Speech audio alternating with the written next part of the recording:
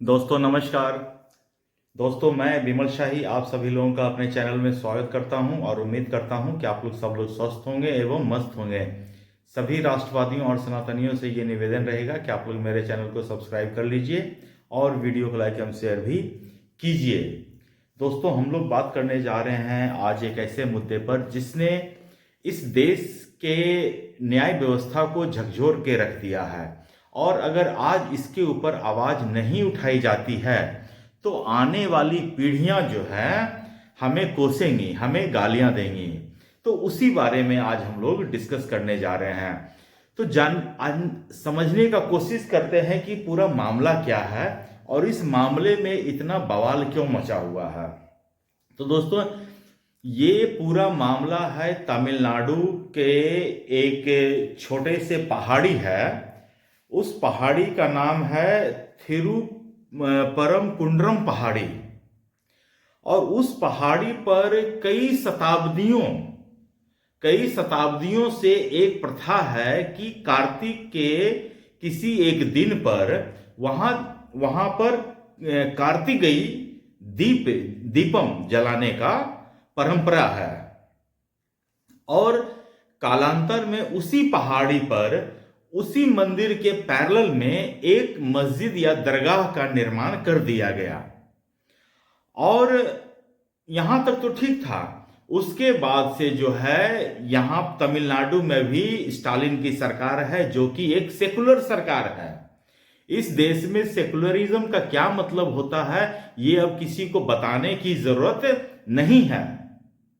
आप इस देश में सेकुलर सरकार किसे कहते हैं आप इसी एग्जांपल में आप समझ जाइएगा कि सेकुलरिज्म क्या होता है। तो सेकुलर गवर्नमेंट, स्टालिन की सरकार सेकुलर गवर्नमेंट है जो तमिलनाडु में है।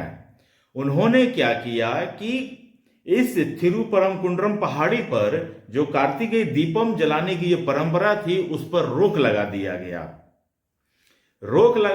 गया। तो जो श्रद्धालु थे जिनकी इस पहाड़ी पर कार्तिकेय दीप जलाने की आस्था थी वो लोग पहुंच गए हाई कोर्ट और हाई कोर्ट में जो मदुरई बेंच के जो जज हैं जी.आर. स्वामीनाथन, उनके बेंच ने इस मामले की सुनवाई की और उस जज महोदय ने यह निर्णय दिया कि ये परंपरा काफी पुरानी है और इसलिए इस परंपरा को निभाया जाना चाहिए और उन्होंने आदेश दिया कि थिरुपरम कुंड्रम पहाड़ी पर कार्तिकेय दीप जलाई जाएगी। और जैसे ही ये निर्णय आया तमिलनाडु की सरकार को अगर इस निर्णय का अपोज करना था तो वो सुप्रीम कोर्ट में अपील करती। लेकिन देखिए तमिलनाडु सरकार का दोगलापन अभी इसमें परिलक्षित होता है। तमिलनाडु सरकार को जब हाई कोर्ट ने एक आदेश दिया तो उस आदेश का पालन करवाया जाना चाहिए था। लेकिन तमिलनाडु की सरकार जो एक सेकुलर सरकार है उन्होंने क्या किया, पहाड़ी पर जो चढ़ने के लिए जो हजारों श्रद्धालु पहाड़ी पर चढ़ने जा रहे थे तो जहां पर चढ़ाई शुरू होती है वहां पर उन्होंने धारा 144 लगवा दिया कि यहां से कोई आदमी आगे नहीं जाएगा। लेकिन श्रद्धालु कहां मानने वाले थे, वो वहां आगे जाने के लिए आगे बढ़े तो तमिलनाडु की सरकार ने वहां की पुलिस ने लोगों पर लाठीचार्ज किया और मंदिर, पहाड़ी के नीचे ही एक मंदिर है वहीं पर कार्तिकेय दीपम जलाने की व्यवस्था करवा दी गई। यहां तक तो समझ में आता है कि एक सेकुलर गवर्नमेंट जिसको वोट बैंक की इतनी चिंता थी कि मस्जिद, पहाड़ी पर मस्जिद होने के कारण उन्होंने इस परंपरा को बंद करवा दिया और हाई कोर्ट के निर्णय के बाद उसका पालन नहीं करवाया गया। यहां तक तो समझ में आता है। उसके बाद दोस्तों असली खेला यहां के बाद शुरू होता है। उसके बाद दोस्तों होता क्या है कि जो मदुरई बेंच के जो जज थे जस्टिस जी.आर. स्वामीनाथन, उनके खिलाफ स्टालिन की पार्टी जो है DMK along with Congress, along with Samajwadi party, along with आम आदमी party, along with RJD, along with Uddhav Thackeray जो स्वयं हिंदू हृदय सम्राट बाला साहब ठाकरे के पुत्र कहते हैं, तथा कथित, अब मैं तो कहूंगा वो पुत्र हैं, उन्होंने लोकसभा के स्पीकर को उस जज को हटाने के लिए, इंपीचमेंट लाने के लिए एप्लीकेशन देकर आते हैं। दोस्तों, अगर आप किसी जज के न्याय से या उनके जो जजमेंट है उससे अगर आप संतुष्ट नहीं होते हैं, तो अगर आप लोअर कोर्ट से संतुष्ट नहीं होते हैं तो आप हाई कोर्ट जाते हैं, हाई कोर्ट से संतुष्ट नहीं होते हैं तो आप सुप्रीम कोर्ट जाते हैं, सुप्रीम कोर्ट से संतुष्ट नहीं होते हैं तो आप रिव्यू पिटीशन डालते हैं, क्यूरेटिव पिटीशन डालते हैं, 50 तरह की एप्लीकेशन होती है वहां डालते हैं। लेकिन तमिलनाडु सरकार हाई कोर्ट में हारने के बाद उन्होंने ये करने की जरूरत नहीं समझी, वो सीधा अपने तमाम विपक्षी दल हैं उनको लामबंद करते हैं और जीआर स्वामीनाथन के खिलाफ महाभियोग लाने के लिए लोकसभा स्पीकर को एप्लीकेशन देते हैं। दोस्तों, ये तो हालत इनकी तब है जब इनकी लोकसभा में सदस्यता मतलब कि मेजोरिटी में नहीं है। सोचिए दोस्तों, अगर इनकी सरकार होती और राम मंदिर के ऊपर फैसला आता तो ये तो सुप्रीम कोर्ट के जज के ऊपर ये लोग इंपीचमेंट कर देते।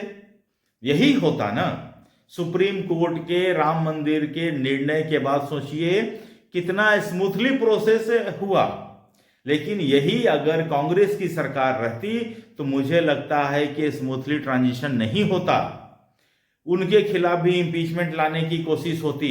जब वो विपक्ष में है, अभी सत्ता उनके पास नहीं है, तो ये खेला खेल रही है। सोचिए, अगर उनके पास 400, जिस जमाने में 400 और 410 एमएलए एमपी हुआ करते होंगे, उन लोगों ने क्या क्या कानून पास नहीं किए होंगे, किस तरह से जजों पर दबाव बनाए होंगे, किस तरह से जजों को जजमेंट लेने पर मजबूर किया जाता रहा होगा। ये सारा कुछ इस देश में हो रहा है, वो भी तब जब विपक्ष में ये अपोजिशन वाले जो है विपक्ष में है, केंद्र में हिंदुत्ववादी सरकार है, हिंदू हृदय सम्राट नरेंद्र मोदी की सरकार है और ये देश हिंदुओं का देश है। इस देश की 80% जनता हिंदूज हैं। वहां पर सनातन धर्म के पक्ष में एक फैसला आया है, उस पर ये लोग जज को इंपीच करने के लिए आगे आ गए हैं। तो ये कहते हैं ना कि वोट चोरी होती है, इनको अभी समझ में ही नहीं आ रहा है कि वोट चोरी कहां से हो रही है। जनता जाग रही है, ये इन्हें दिखाई नहीं दे रहा है क्या? तो ये सारा चीज इस देश में हो रहा है। अब देखिए, इस जो इम्पीचमेंट का जो मूवमेंट हुआ है, ये जो जितने भी विपक्ष के दल हैं वो जो इम्पीचमेंट का नोटिस दिए हैं, इसके खिलाफ इस देश के कम से कम 50 रिटायर्ड जज, सुप्रीम कोर्ट और हाई कोर्ट के मिलाकर ये सारे जज जो हैं, इनके खिलाफ, इस मूव के खिलाफ इन लोगों ने अपना बात रखा है और इन्होंने कहा है कि इस तरह का मूवमेंट करके ये लोग जजेस को डराने की कोशिश कर रहे हैं, जजेस के ऊपर दबाव बनाने की कोशिश कर रहे हैं कि अगर आपने हिंदू या सनातन धर्म के पक्ष में कुछ भी फैसला दिया तो हम लोग इम्पीचमेंट की तरफ बढ़ेंगे। ये लोग एक जनरल प्रोसीजर इसको एक बना लिए हैं। उसी तरफ दूसरी तरफ बीजेपी ने भी इस पर अपना स्टेटमेंट दिया है। बीजेपी ने भी कहा है कि ये जजेस को डराने का मूवमेंट है और मुझे लगता है कि बीजेपी को अभी जजेस को ये भरोसा देना चाहिए कि आप बिना किसी डर के, बिना किसी दबाव के आप स्वतंत्र निर्णय लें। तो ये सारा चीज होना चाहिए और ऐसा ही होना चाहिए। लेकिन दोस्तों, इस देश में न्यायपालिका को डराने का काम कांग्रेस की सरकार हो या डीएमके हो या समाजवादी पार्टी हो, सदियों से यही करते आ रहे हैं और आज जब विपक्ष में है तो भी यही काम कर रहे हैं। सत्ता में थे तो भी करते थे, आज विपक्ष में है तो भी कर रहे हैं। इस पर देखिए अभी क्या आगे होता है। मुझे लगता है कि इंपीचमेंट का ये सिर्फ नोटिस, एक सांकेतिक नोटिस होता है। इनके पास तो बहुमत है ही नहीं, ये जान रहे हैं कि इनका इंपीचमेंट का मूव आगे बढ़ेगा ही नहीं। गिर जाएगा, लोकसभा स्पीकर पहले ही इसको गिरा देंगे। लेकिन इनकी हिम्मत तो देखिए, ये आगे बढ़े तो सही, इनकी हिम्मत तो, यही तो हिम्मत की बात होती है। तो ये सारा मुद्दा है। मुझे आप बताइए, कमेंट करके आप बताइए कि आप क्या सोचते हैं कि क्या जजेस पर दबाव बनाना सही है या जजेस को स्वतंत्र निर्णय लेने के लिए छोड़ दिया जाना चाहिए, ये आप कमेंट करके बताइए। तो दोस्तों, मुझे आज के लिए इतना ही अपडेट देना था। आप लोग अपना ख्याल रखिए, स्वस्थ रहिए, मस्त रहिए। तब तक के लिए नमस्कार, बाय।